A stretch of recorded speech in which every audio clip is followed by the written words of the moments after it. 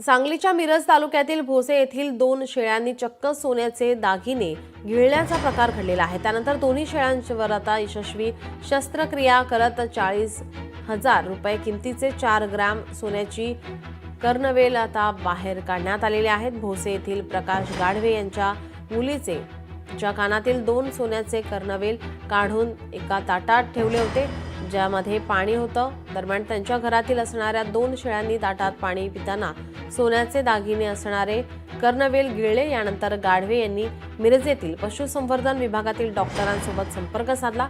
त्यानंतर डॉक्टरांकडून दोन्ही शेळ्यांच्या पोटावर शस्त्रक्रिया करत 2-2 ग्रॅमचे सोन्याची कर्णवेल यशस्वीरित्या बाहेर काढण्यात आले आहे। तर दोन्ही शेळ्यांची प्रकृती देखील आता उत्तम असल्याचं डॉक्टरांकडून सांगण्यात आलं आहे। 5 दिवसापूर्वी मला एक फोन आला सोनिया गावातून की साहेब माझ्या शेळीनं चुकून माझ्या 2 शेळ्यांनी चुकून सोनं खाल्लं। मला थोडा डाऊट आला की कसं काय सोनं खाल्लं, तर ते म्हणाले नाही पाण्यात चुकून पाण्यात पडलं होतं आणि त्या पाणी पिलं आणि त्या पाण्यातून ते गेलं। मी सांगितलं ओनरला की आपण सर्जरी करूया आणि त्यानुसार प्लॅन केलं। एका दिवशी एक सर्जरी केली, दुसऱ्या दिवशी दुसरी सर्जरी केली आणि दोन्ही सर्जरीमध्ये दोन्ही शेळ्यांमध्ये ज्याला आपण कानातलं कर्णफुली म्हणतो किंवा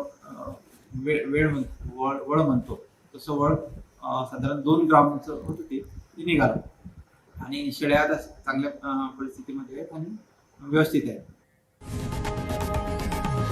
लोकशाही मराठी ऐका, पहा, जागरूक रहा।